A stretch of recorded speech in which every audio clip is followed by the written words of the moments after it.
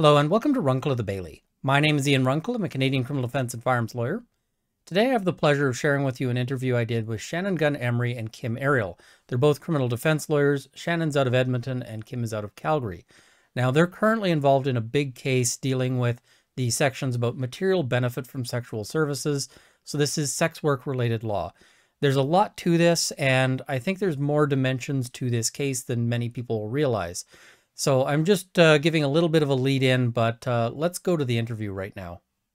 So, hello, I just wanted to welcome two amazing lawyers to the channel here, and I'll let you guys introduce yourselves because you'll do a better job than I will.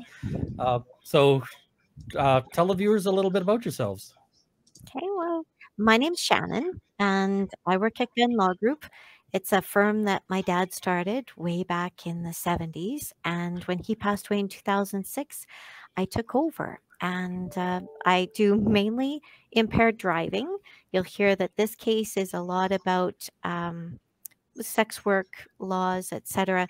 But I introduced as much impaired driving case law into this as possible. There was always some anecdote relating to impaired driving that we brought up, but I wouldn't have been on this case if it weren't for my co-counsel, Kim Ariel. So Kim? Thanks. I can confirm that Shannon did bring in a lot of impaired driving concepts into our case. I do not do impaired driving cases. I refer them to experts like Shannon. But my name is Kim Ariel. I practice criminal defense in Calgary. I've been here for about 8 years since I started practicing right after articling in Ontario.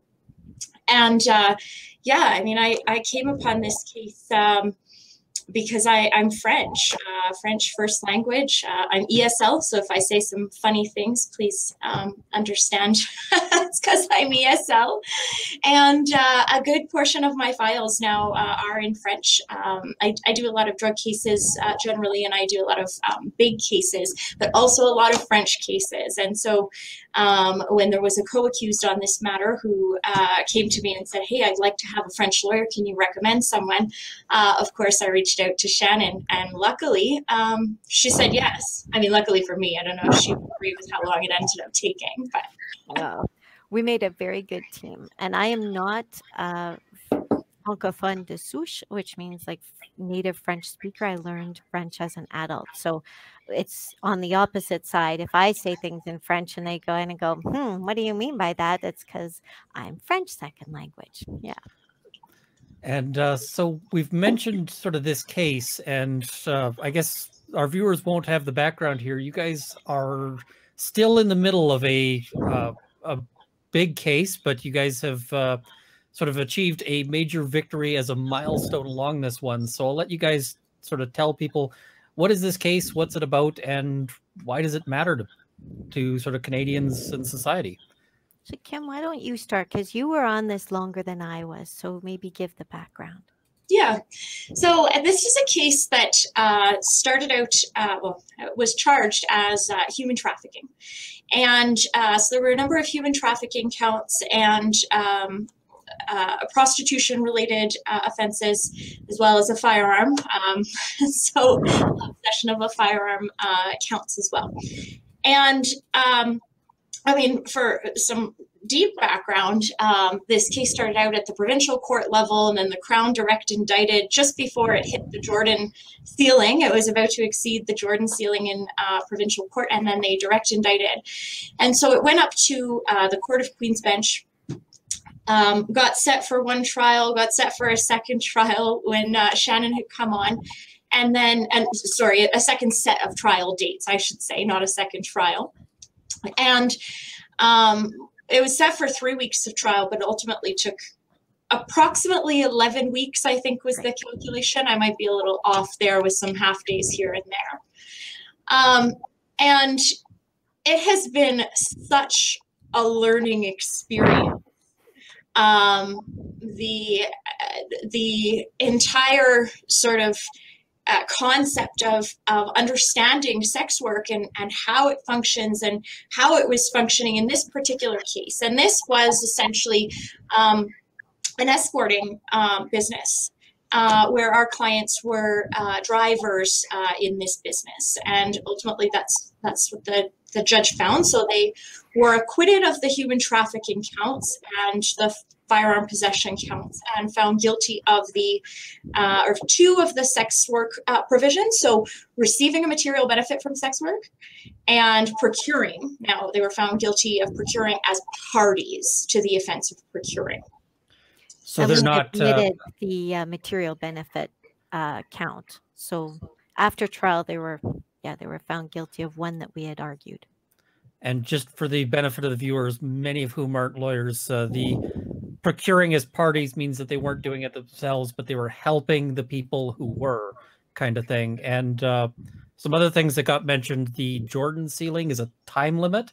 Essentially, it's a presumptive time limit for you've got a right to have a trial held in a reasonably expeditious fashion, not super speedy, really, but so when they say that there was a direct indictment just as they were about to hit the Jordan time limits, essentially the Crown was running out of time for the preliminary inquiry, and because they were running out of time, or possibly for other reasons, they file what's called a direct indictment, which is basically just a form that says we're going to skip the preliminary inquiry and send it directly into the Court of Queen's Bench, just so that people, because understand it's easy as lawyers to jump over some of the real basics.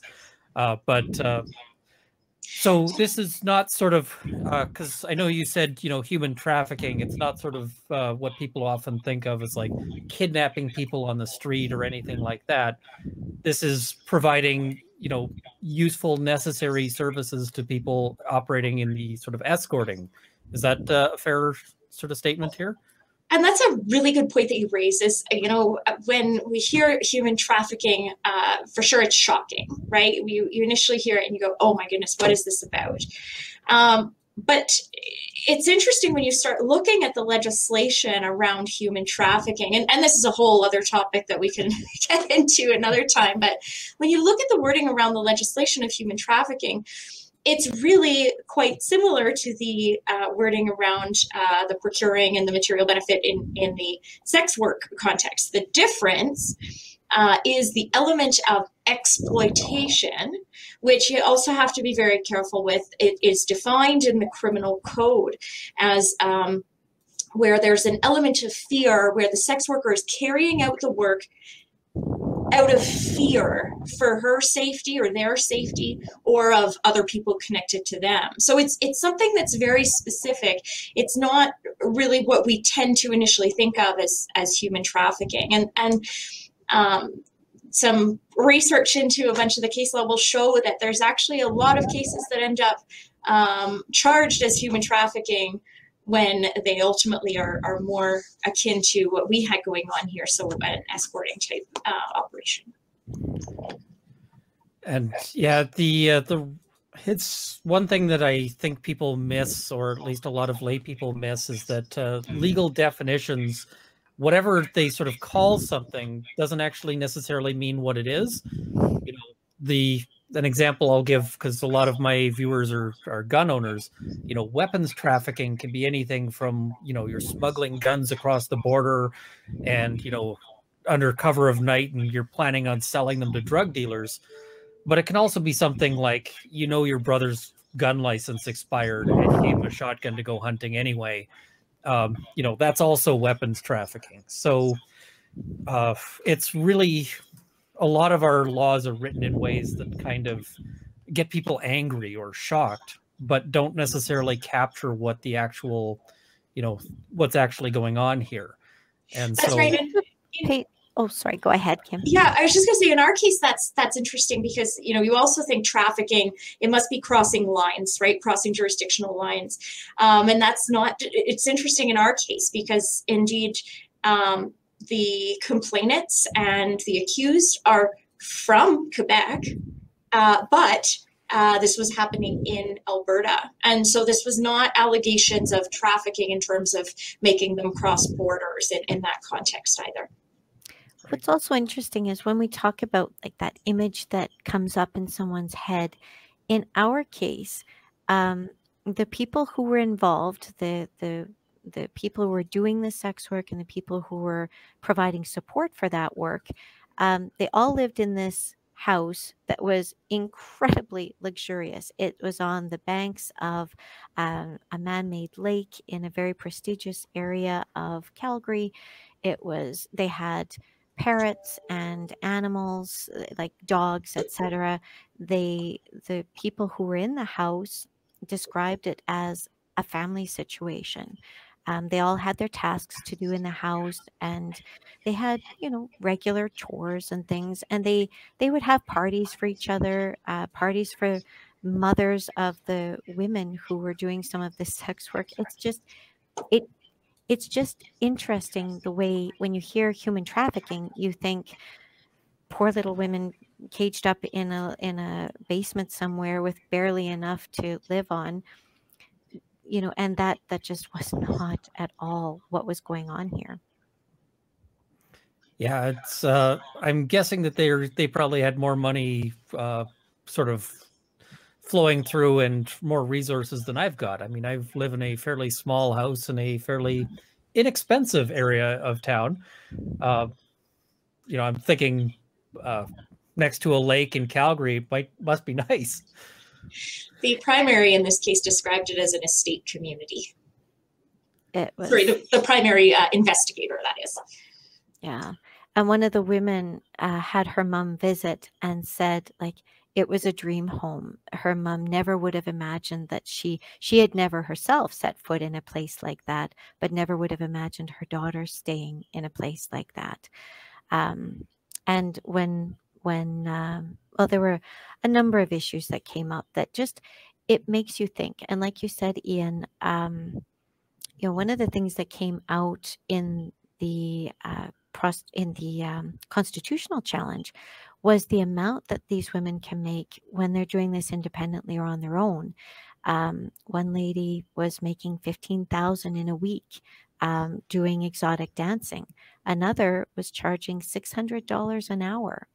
To put this into context for your viewers, I'm pretty senior counsel. Like, I've been at the bar since 2002. I do not bill $600 an hour. I just don't. And that's on family law files, because criminal we flat fee, but on hourly rate, no. And so there are a few lawyers in the province who will bill at 600 or maybe more, but they're not many. That's high up there. Yeah. So before we basically foreclose that avenue of revenue to women who maybe don't have a lot of advantages coming out of things, we have to make darn sure there's a good reason for doing it, because that actually allowed two of the witnesses in our files to get law degrees. That's how they funded it. And to be able to become a lawyer, you've now moved up in the social echelon. And I don't mean to sound snobby. I'm just talking about all the advantages that could be open to you when you have a profession like that under your belt. And that's what got them there. The flexibility allowed one of the ladies who has children to be able to look after her kids, whereas if she had worked at McDonald's or she had worked at something where she'd have to put a lot more hours in to get the same revenue, it wouldn't have been as easy. Oh, I can certainly, I mean, I don't know if it's moving up the social echelon. I certainly have never earned 15,000 in a week. And certainly not at anything where I can choose my own hours and plan around, things like parenting, because law, as much as, people may have more sort of regard for it socially, and I don't know if we should necessarily or not, but, you certainly don't get to pick your own hours, or the hours that you get to pick are basically all of them. You get 3 hours off a week, pick which 3 kind of thing. And the other thing, and I know a lot of people out there who are going to be watching this are going to be saying, well, they don't approve of sex work at all. But I think it's really important to note here that we're not able as a society to make sex work go away. No. And that's not something we're ever going to accomplish. People have been trying that for hundreds of years and without any luck. But what we are able to do is make it really ugly, because we can take away the market from the people who are making $600 an hour, from the people, who are whatever, and sort of create it solely for really nasty criminal enterprises. And that's, I think, the real concern here. So I guess I'll ask you guys a little bit. You were saying that there's constitutional issues that were raised in this one. Tell us about what that's about.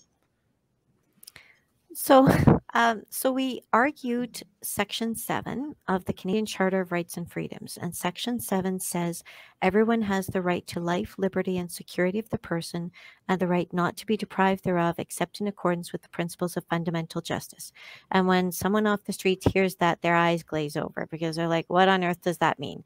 And it covers a lot. It covers your right to silence. It covers disclosure. And you think, well, that doesn't even mention disclosure or silence. But Section 7 is very broad. And so we had a couple of different interests engaged in this. And it's a really interesting file in that we have different people's interests engaged. The Supreme Court of Canada has said if anyone's rights under Section 7 are infringed, then that law may end up, if it doesn't survive the Section 1 analysis, be declared unconstitutional. It doesn't have to be the person who's accused. So what we did here is we brought up our accused's rights, our client's rights, and because, as Kim explained, they were drivers, they didn't do a heck of a lot more than that. And throughout, we recognize that there are some situations where women are exploited, where there are parasitic kind of people who are not very, not nice, and who are taking advantage of women. Those weren't our clients. The judge already found that they weren't engaging in exploitative types of behavior. So they were basically, as Kim said, just kind of drivers. And so we looked at, well, their liberty interest is engaged because they're looking at jail time. Now, thank goodness they were acquitted of the human trafficking. That comes with a 4-year mandatory minimum. For someone who has no criminal record, and I'm not saying either way, but if you don't have a criminal record and you're looking at 4-year minimum for having driven women around for a summer, that's pretty severe. And for young people who may not have really thought about, does this qualify under Section 279.01? Like, they don't think like that. They just think, oh, well, I'm just going to drive someone around. So their liberty interests were engaged, but also the security of the person, and sometimes even the life of the sex workers, were also engaged. So we argued all of those rights in this case. And when you say, driving them around, there's a lot of reasons why somebody would want a driver, both in terms of, it prevents somebody from, say, sitting there and recording the license plate and immediately knowing where the sex worker lives, or being able to look them up in that fashion, because now all they'll look up is the driver, which is probably not the person they're interested in. But it also means that there's somebody close at hand in case there's trouble. Somebody who can go, hey, listen, it's, this was an hour-long appointment. It's been an hour and a half. Something's going on here. So there's somebody there who's potentially looking out for your safety.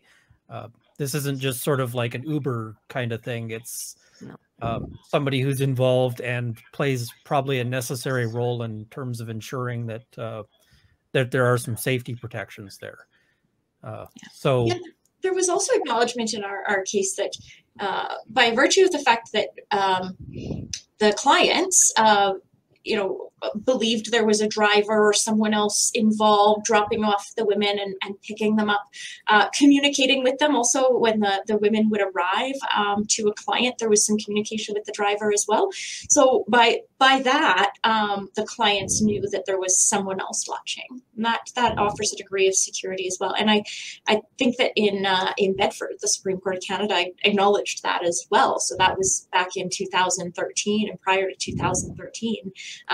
And we see now that this is still happening. Our case, the facts are actually from 2018, but we see that still applies here 5 years later.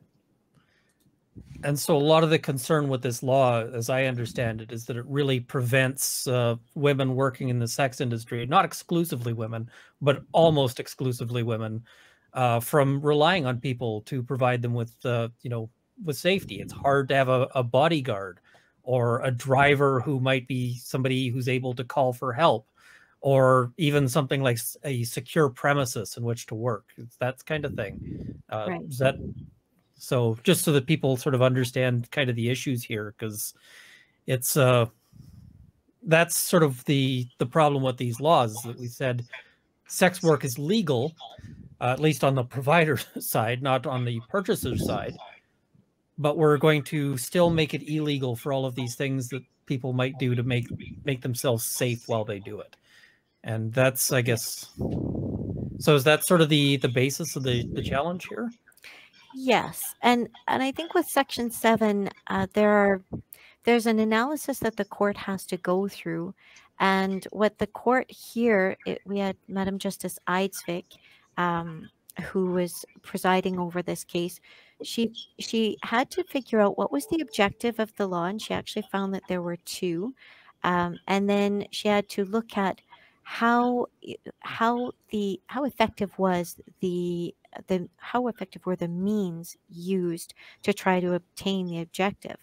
And at the end of the day, she found that it was overly broad legislation because it captured behaviors that weren't really criminal in nature. In fact, they captured the behaviors that the Supreme Court of Canada said in Bedford can actually be helpful to ensuring women's safety if they are engaging in this kind of work. And so that was the basis that she used to find that these two laws, the ones Kim mentioned, material benefit and procuring, violate Section 7. Now, whether or not that those laws are upheld under Section 1, and if so, what the remedy is going to be, that is still left to be determined. So when you say that the remedy and so forth is yet to be determined, that's because there's still that Section 1 analysis, which is to basically say, having found that this infringes people's rights, then is that, the question is this demonstrably justified in a free and democratic society, if I can recall the wording there? Yeah, Section 1 says that our charter, I always think it's just an incredible document, one that we should be very proud of in Canada. But it's a sophisticated document. It outlines all these rights that we have, but the creators of the charter realized it's always good to have a little bit of wiggle room.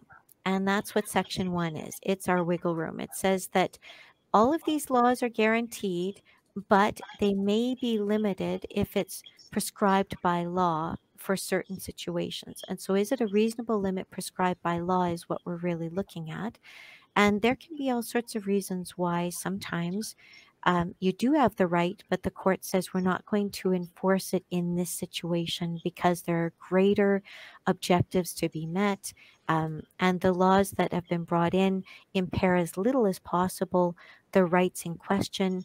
And there's a rational link between what they're doing and what they and the means they chose to try to attain that objective. So there are a couple of things that the court looks at, but one of the interesting things with Section 7 is that analysis that I was telling you about before, where Justice Eidsvik determined what the objective was and what the means were that the Parliament used to try and attain the objective. That's very similar to what I just said in Section 1.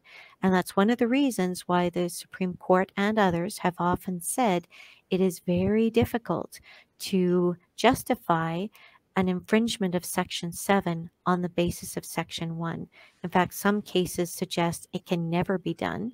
But I think Supreme Court generally shies away from ever saying never. So they've kind of lately said, we're not saying never, but it's going to be very difficult. So the Crown has an uphill battle there, and the burden is on the Crown at this point. Examples that have been given of when it may be justified under Section 1 include in a time of war or during an epidemic. So kind of interesting in the pandemic we've been in for almost 2 years. Well, thankfully, that's not an issue that's going to be raised in this case here, but and also with the prior Bedford decision, it seems like the Crown's going to have a really hard time, especially when these are things that were, as you mentioned, specifically called out in Bedford as, it's there was a lot of criticism when these new laws were put in to say, listen, you guys didn't really look at Bedford, you just kind of tried to reimpose the same system. So I guess that's now coming home to roost. And so props on you guys for leading the charge on this one. Because thank you. This was an interesting case. Kim and I worked on it together. This was a really interesting trial for other reasons. It was a very long trial. As Kim said, it was like about 11 weeks, and it was all done virtually. I started to realize I like virtual trials. I have 2 screens, I can keep working. And then there's this little chat function that Kim and I ended up using. And, I would be asking questions and then I'd see little pop-ups from Kim. Ask this, ask that, do this. What about this? And I'd do the same when she was asking questions. It was really neat to have that feeling of, because as you know, Ian, when you're a lawyer in a courtroom, normally you're by yourself and you feel very much by yourself. And even if you have a co-counsel beside you, they can't read your thoughts. I could read Kim's thoughts because she typed them out to me in chat. I could see what she's thinking. What about doing this? She didn't have to say it. Her mouth remained closed, but all of a sudden and I do the same for her. It was really I felt so connected and I felt like we made a really good team. We worked very hard on this case. And as Kim said, I mean, I learned a ton. My eyes were really opened to a lot of things I hadn't really thought of before. And I'm hoping that when the public finally hears about all the ins and outs of this case, that maybe it changes a few minds there too. Even our justice. I will say, I think at the beginning of the constitutional challenge, maybe she was tired. The poor thing. She's been with us for months and months and months. It's been like years now. And sometimes she seemed a little not too happy to be going into all this. And then all of a sudden, there was that change. And Ian and Kim, you know what I'm talking about, where the justice goes, And it's that moment that we live for as lawyers where we go, I think we changed a mind. I think we produced change. And the witnesses who testified, who gave of their time, who weren't being paid, they did this out of a sense of justice, out of a sense of wanting to help others. That is such an amazing moment for lawyers. We love that moment, and it's not about how much you're getting paid. Heaven knows that we're not going to talk about that. It's about, making the laws better for people. And I think Kim and we feel like we were privileged to hopefully make some laws better here that might have a huge impact on lots and lots of people. Yeah, that moment that you talk about where you could see the judge starting to change their mind is one of those things that you just live for, because it's so it's so heartening when you know that you've been heard and you know that you come in, you think you've got a good argument, but a lot of these arguments are ones that maybe the court's not inclined towards. You start out and you're like, okay, you've already found that my client has violated the laws in the following ways. Here's why, here's a larger issue that you need to consider. And the justices, and I don't know the justice personally, but their thought is probably, okay, you can make your argument, but I'd kind of like to skip ahead to punishment here if we could. And at the presumption point that the law is valid, right? Yeah. It's a hurdle for us to get over, to show that there is a violation of the charter and that it should be invalidated. So, yeah. And I think maybe in this case too, we the justice was checking in with us every now and then, even while the trial was still ongoing, to say, okay, are you getting ready for this challenge? Because do you have your experts ready, etc. And we had an expert all lined up. In fact, I'd gone out to Ontario. I met with our expert in Quebec because I happened to be there. And I thought, great timing. We can get everything ready. Everything was good. Had a report. It was all good. And then she backed out at the last minute. And we're like, no.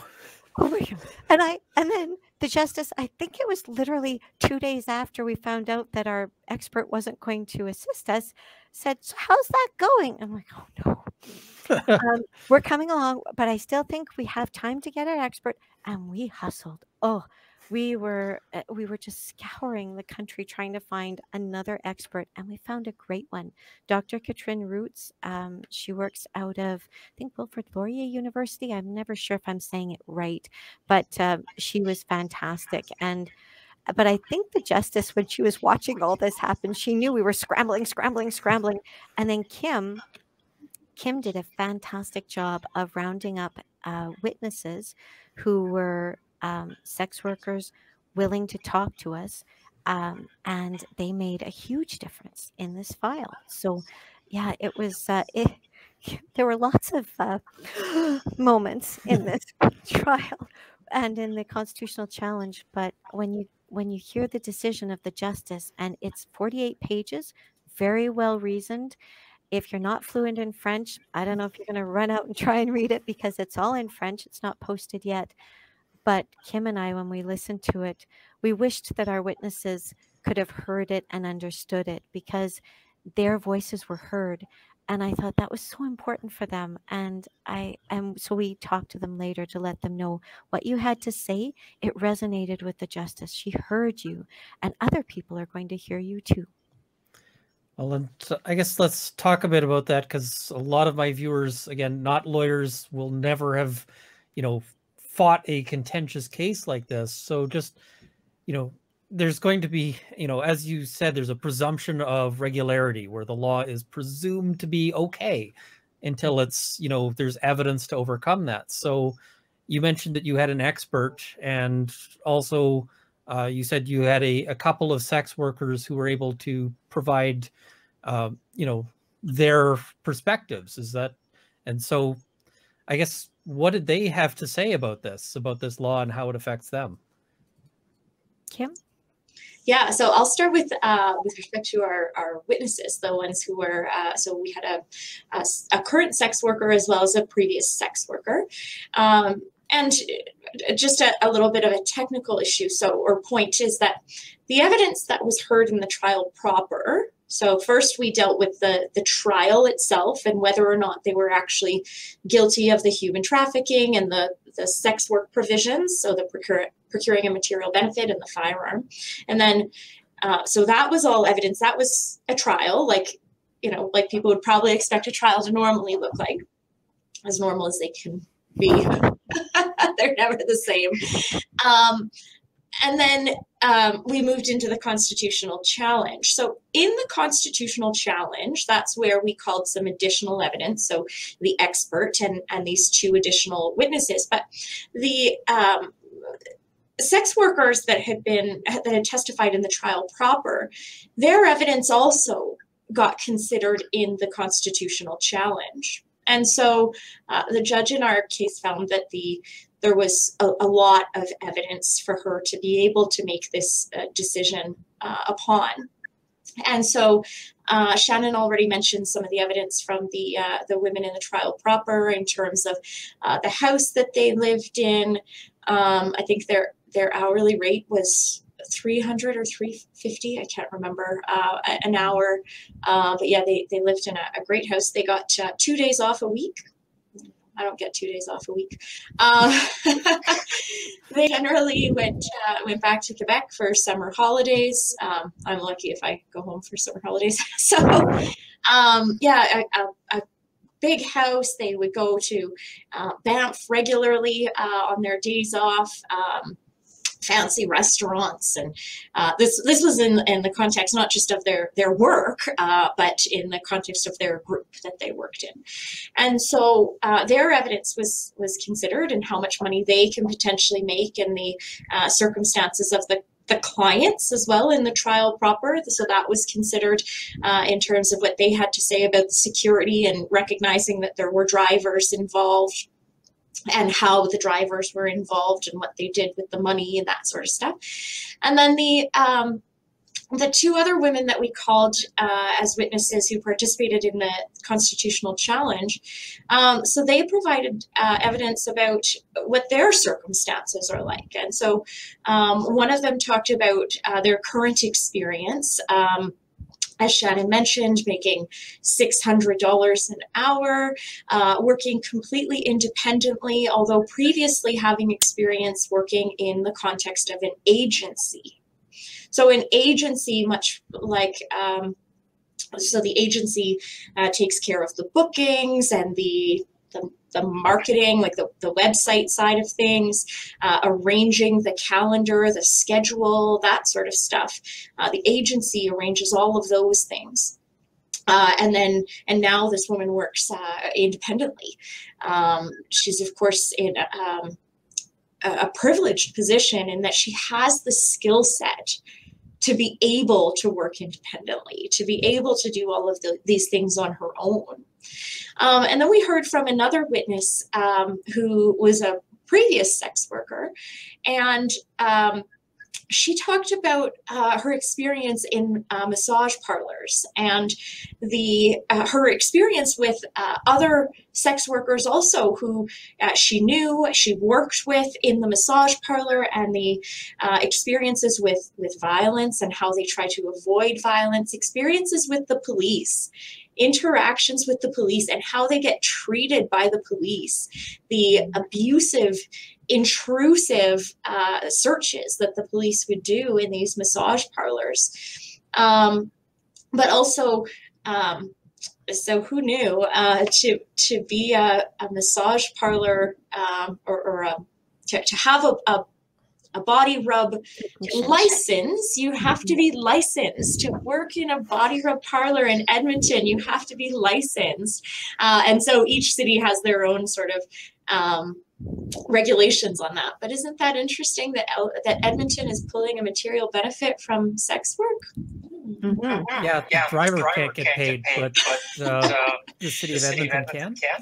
Yeah, and so she talked about, how that creates a barrier. The fact that you have to have a license and pay a fee and work within these rules that are established creates a barrier, and therefore forces some women to work in the street when they can't afford the license.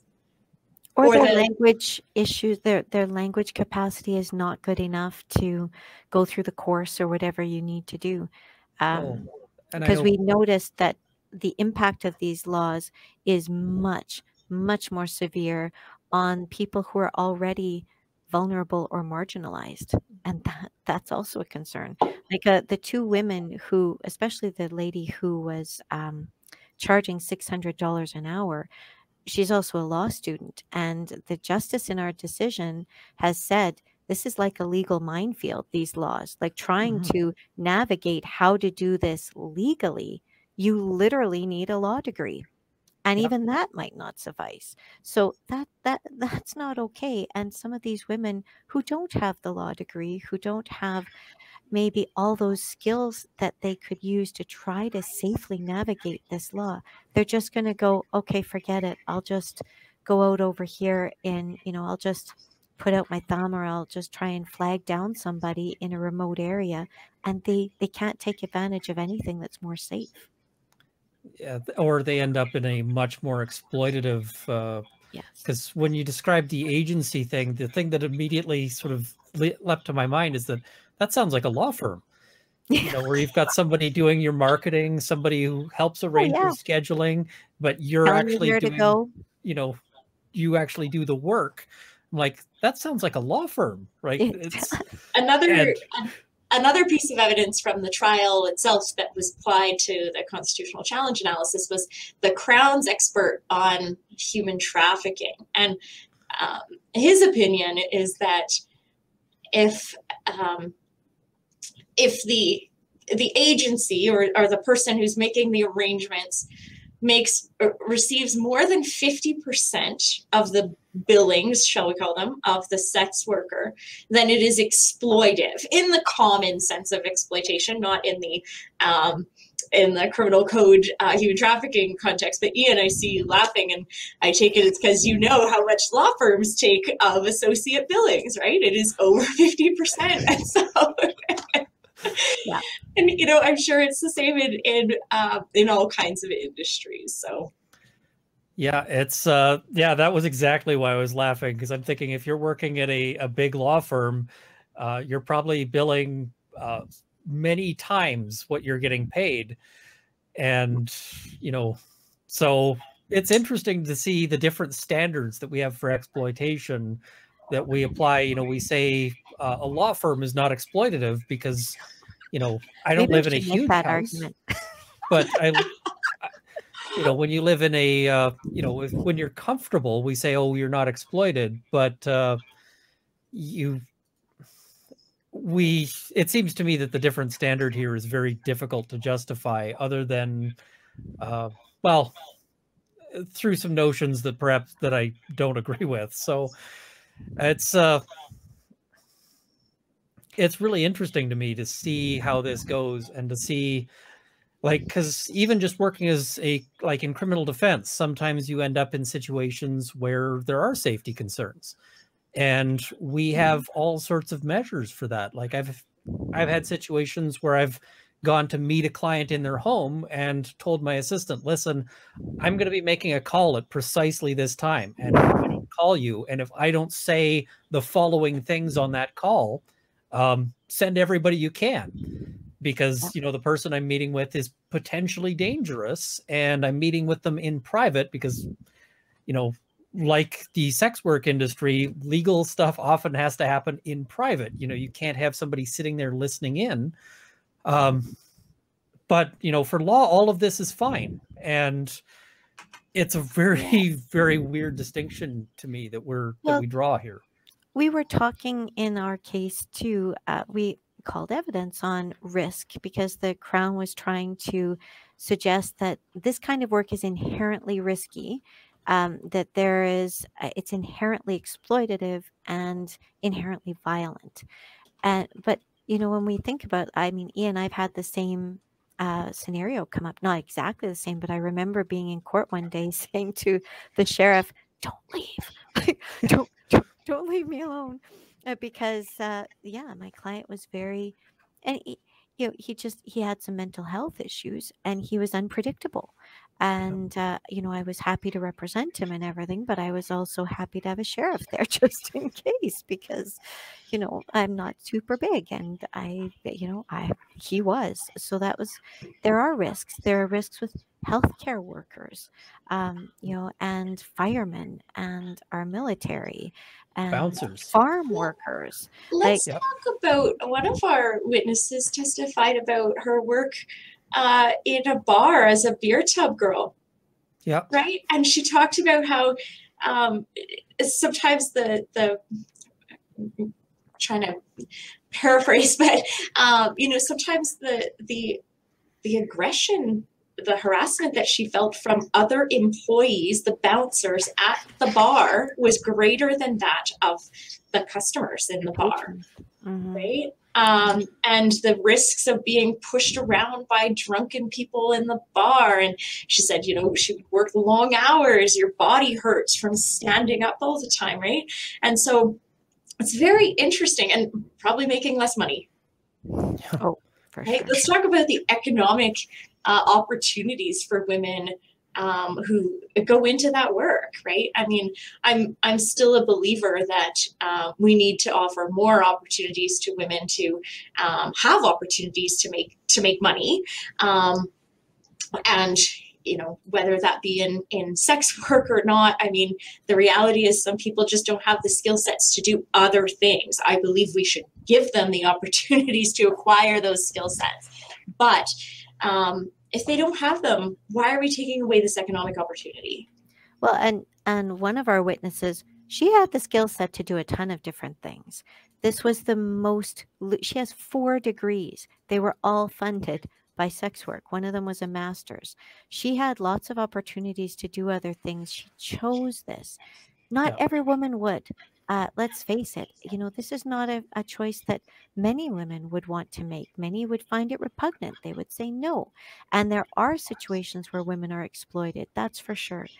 What we are concerned about is ensuring that those situations where women are making this choice freely, voluntarily, that it's giving them an economic freedom that they otherwise wouldn't have had, that they not be facing penal consequences, or anyone who assists them at all, even giving them a room to sleep in, that they are not pursued criminally. And that's how far it goes. The government said in their technical paper, we don't want to stop these people, these sex workers, from having families or having relationships with others.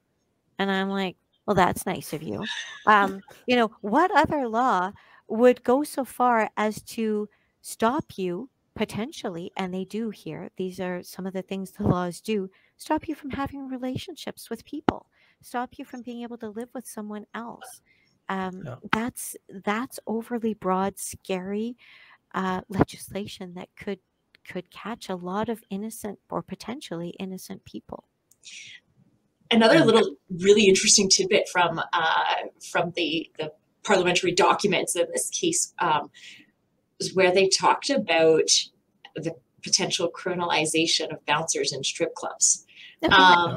And so I think that that's possibly, people who can't understand the concept of sex work and accept the concept of sex work. Okay, but what about strip clubs, right? And technical papers talk about the government couldn't figure it out themselves. Like at one part in the technical paper, and I invite everyone to read it if they want to see, they said that one of the section 286.2 material benefit offers some exceptions that supposedly allow sex workers to hire these people to help them. But then there are exceptions to the exceptions. And one of the exceptions to the exceptions is if it's a commercial enterprise. Well, what does that mean, right? And it could be just you're making a profit. But what they said is, well, a strip club would not be a commercial enterprise. So we're like, okay, that's fine. Then in the next section, when they talk about the distinction between procuring and material benefit, they say, well, procuring is one step more than material benefit. So, for example, the bouncer in a strip club would not be caught by the procuring charge, but they would be caught by the material benefit charge. And I'm like, didn't you already say that the strip club is not a commercial enterprise for the purposes of section 286.2 sub 5? But here we are, where apparently he's going to be found guilty under section 286.2. I'm like, you don't even know what you're talking about. Like, you don't even know what these laws mean. And it's probably because you pushed them through 2 weeks before the deadline that the Supreme Court handed out in Bedford. You rushed this along. And that's what we see in Hansard, is that everyone's saying, why the rush? Why have you shortened the time that we're allowed to even debate this to, I think, 4 hours on the second reading or something like that? And people were protesting. This is very important. We can't just go through it that fast. And they said, well, not our issue. Supreme Court gave us this deadline, and that's why we have to do it this way. And as you said, Ian, all through the technical paper and even Hansard, they talk about modernizing the law, reformulating the law. It is the same law that the Supreme Court struck down in Bedford, just, chomped up a little bit and regurgitated with a few different words, or maybe it's mixed up a little bit more, but it's the same thing. Yeah, and I mean, when you say that it's very difficult to identify the line, I mean, this is something that the Supreme Court has looked at a lot in the terms of free speech, that chilling effect that extends beyond the strict line into anybody who wants to stay away from that line. Because, of course, you don't want to get a conviction like that on your record. You know, if I, as a lawyer, got a conviction for, something like that, that would be, the Law Society would probably, I don't know if they'd look too much into the details, but they'd be, but if I go out and socialize with somebody and they pay for dinner, am I now receiving a material benefit if I'm aware that that's their, that that's their occupation? Like, where, you know, if you're an Uber driver and somebody hops in and says, "Hey, I need to go to this address," and you say, "Oh, what are you doing there?" You're just making conversation. And it's, "Oh, I'm a sex worker. I'm going to meet a client." Do you immediately throw this person out and issue a refund because you're worried about Apparently, Section 286.2 sub 4 would cover you, but not if that driver offered them a glass of wine or suggested that they hurry or suggested that they give them a Tylenol because they had a headache. Any of those things, that will be an exception to the exception. But when you talk about free speech, wow, these laws are horrible. Section 286.1 prohibits communicating about the sale of sex, and Section 286.4, which we did argue, but our clients, well, I should say probably gratefully, we're happy that they weren't found guilty of it. But, it meant that we don't have standing to be able to argue it. But we were prepared to argue that the advertising provisions of Section 286.4 were also unlawful, because this is a good example. The women who came from Quebec that we heard about on the trial proper, at least one of them, maybe you remember better, Kim, but one of them at least didn't speak English very well. Mm-hmm. And so she would have needed help in starting those ads. And we see that a lot with people who are from other countries or from other jurisdictions or other cultures. Their language skills might not be great. And that's what the Supreme Court said in Bedford, is that sometimes these women need help from people who know how to do scheduling. They know they can provide the security. They can do the driving. They have more of these skills. They know how to market this. And yet they can't take advantage of those people who would be willing to help but aren't willing to open themselves up to penal consequences. Well, and I just think of, if you've got somebody who's got a successful OnlyFans and might be earning, some people are earning 250,000 a year or more. If one of those people is going, "Hey, you know what? I need an editor or I need somebody to help me doing marketing, or, to advertise this because I'm earning 250,000, but maybe I could earn 300,000."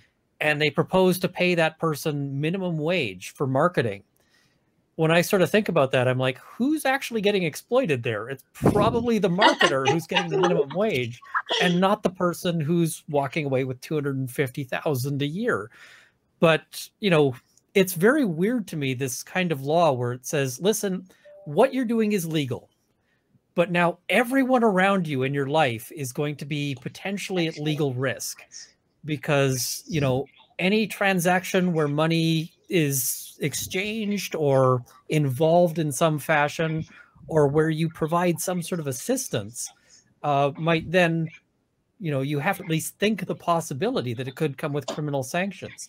It's a very weird sort of, you're okay, like what you're doing is legal, but we're also going to ostracize you through this legal penalty. It's bizarre to me.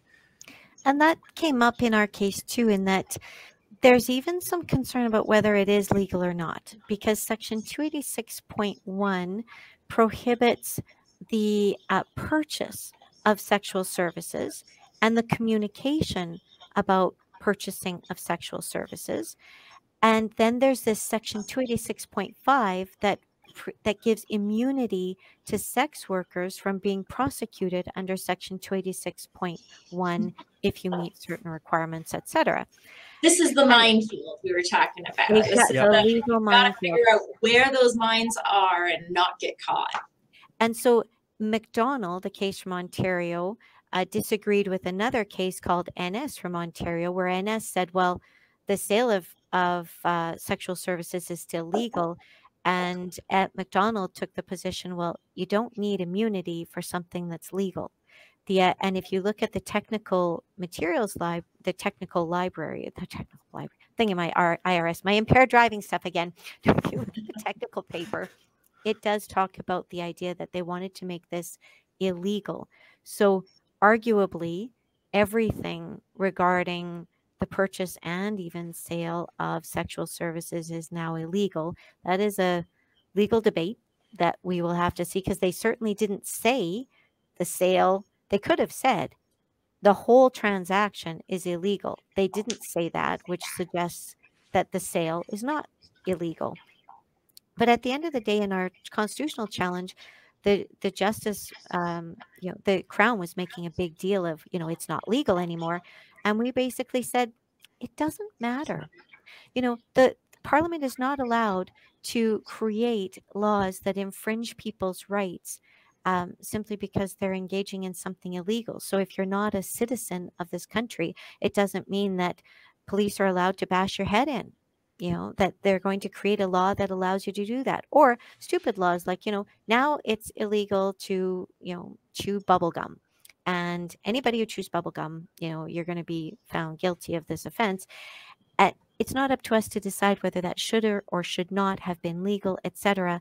Is it infringing people's rights when they're put in jail for, 3 years for chewing bubblegum? Yeah, it is. Whether you decide it's legal or not, or it should have been legal or not to chew bubblegum, that isn't the point. The point is the harm that's being targeted, is that really being addressed properly by the law in question? And yeah, maybe the bubble gum gets stuck to your shoe, but is it worth incarcerating people? No, I'm really against that bubble gum law, and it hasn't even come into effect yet.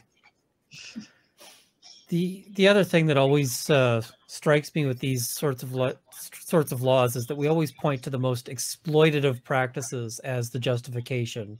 The sort of traditional pimp, the traditional violent person, somebody who's using drugs and other threats as a means of controlling people and forcing them to do something that they, that they're not choosing to do, and where they're not making $600 an hour, and in fact may not be making anything personally from their own. But it seems to me that when I look at, the criminal code is not a small document. It is just about anything you can think of is covered in the criminal code to some degree or another. I actually was just recently looking into giving something away on my channel, and it turns out that if I do that wrong, I could go to jail for up to 2 years. So, it's just for saying, here's a thing, and I'm going to give it away to some random viewer. If you don't do that right, potential of 2 years. But we've got things like extortion, we've got assault, we've got, in the case of people using drugs for this sort of thing, possession for the purpose of trafficking, trafficking in drugs, all of these things. And those are not sort of gentle offenses. They're not ones that come in at like low sentencing ranges. Extortion goes way up there. I'm not sure. I'm just trying to guess here. I think now I'm just looking as to extortion in terms of the actual offense range on that. Well, and drug trafficking, Schedule 1 of substances, that's up to life imprisonment, right? And yeah. I think you've got it, Ian, right? Like this type of behavior that we're most concerned about when we talk about, for example, when we hear human trafficking, or like you've used the term pimp, right? Like, so it's commonly known as pimp. So that stuff is all illegal in other ways. Yeah. We have laws for those, for criminalizing those types of things. And so when you really talk about, go ahead. I was saying, really, these laws don't cover like the most violent, the people that we really think of as cracking down. Those are people we could go after with extortion. And I just checked, maximum penalty is life. Mm-hmm. So, we've got a whole range of sentence available for that. And there's a whole bunch of potential minimums. But what they do cover, the people that you couldn't otherwise go after with other laws is the driver, the marketer, the person who says, listen, I'll rent you a room and you can do whatever with it, but isn't being exploitative, but is, these people who are there either as employees or as somebody who's trying to provide a service and trying to make sure that people are safe and protected. Those are the people who, otherwise you couldn't go after with the other existing laws. Well, exactly. And when they know that they're vulnerable to charges, of course, they don't want to help. And Yeah. so it's an attempt to try to shut down sex work. And what's concerning is it takes away any free choice that these women have. I agree with trying to stop those situations where women are maybe not making that choice. They have been forced into a situation that they are not comfortable with, that they are being exploited. As Kim says, there are laws to deal with that. But what's upsetting about these laws is it just assumes women don't make good choices. We heard Yeah. this from the expert and from the investigator.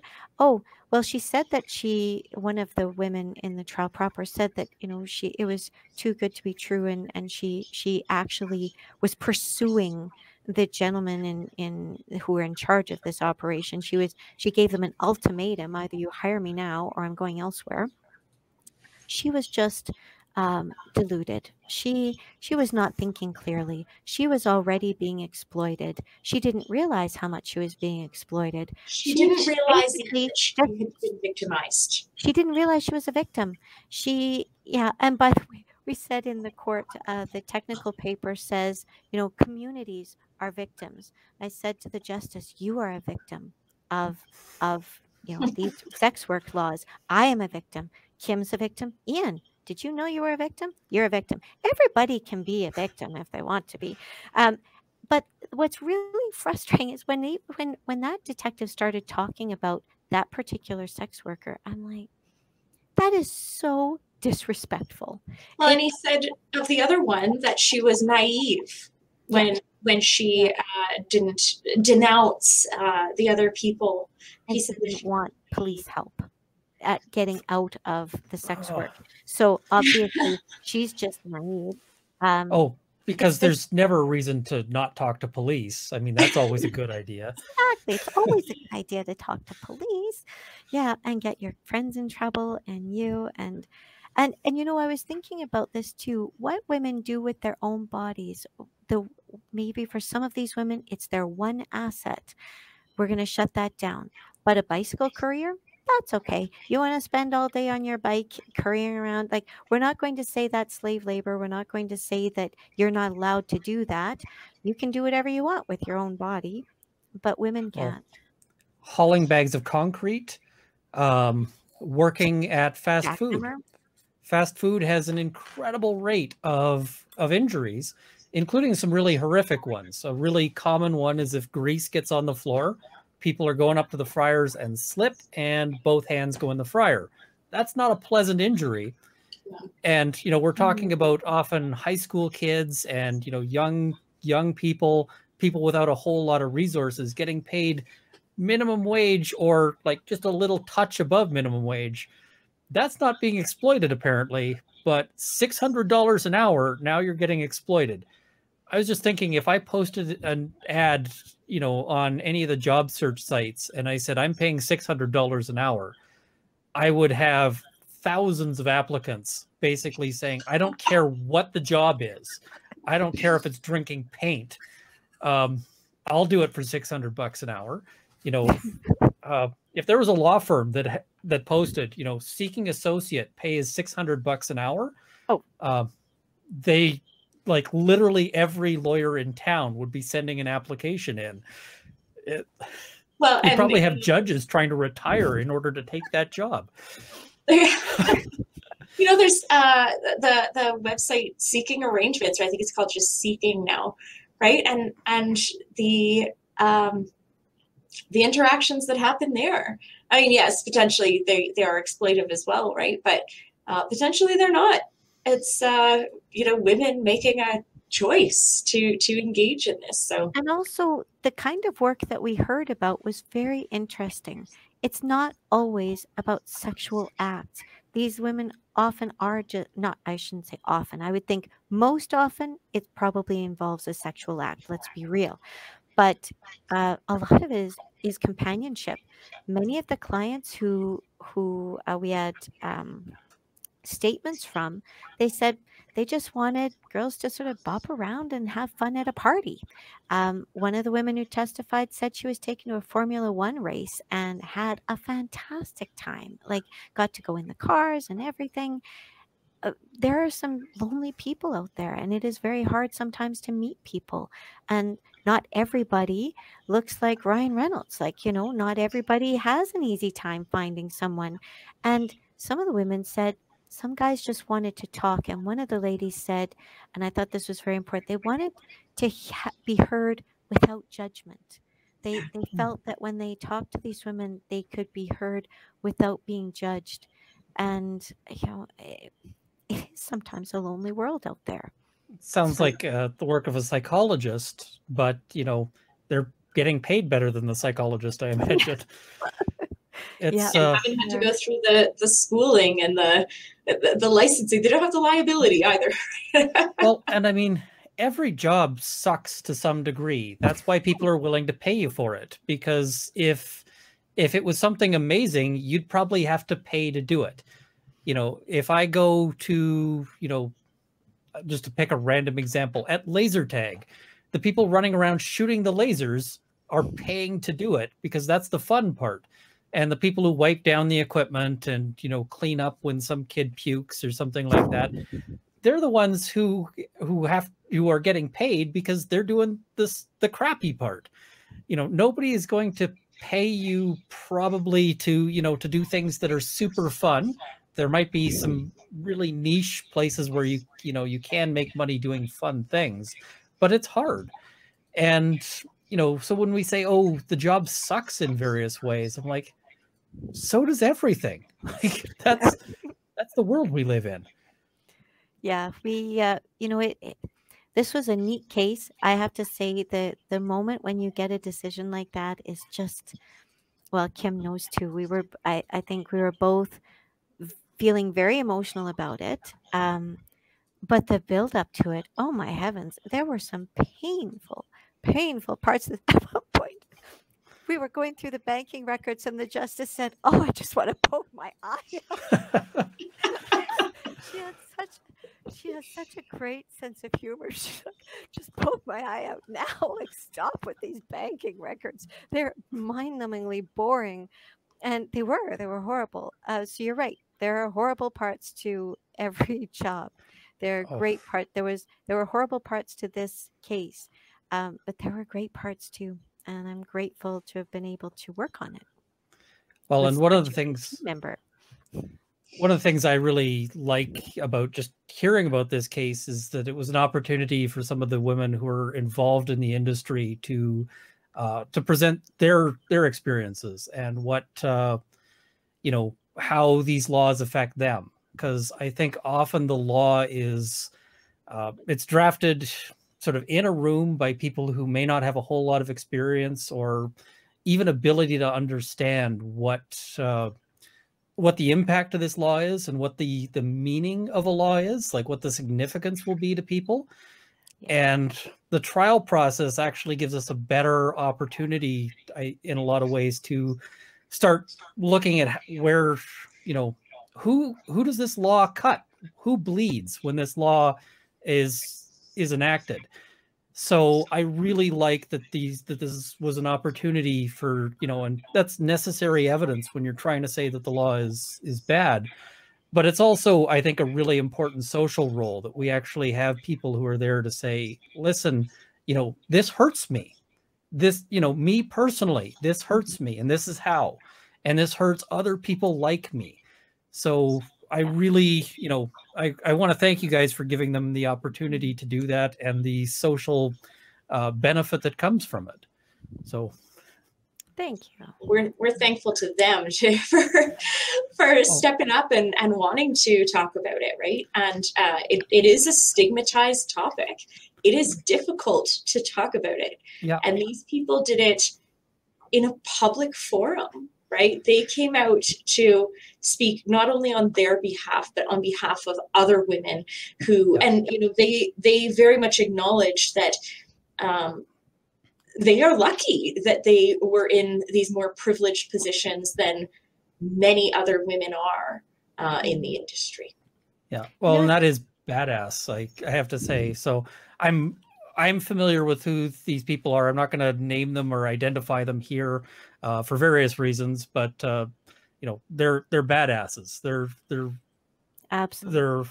you know, absolutely Courageous. powerful. Yeah.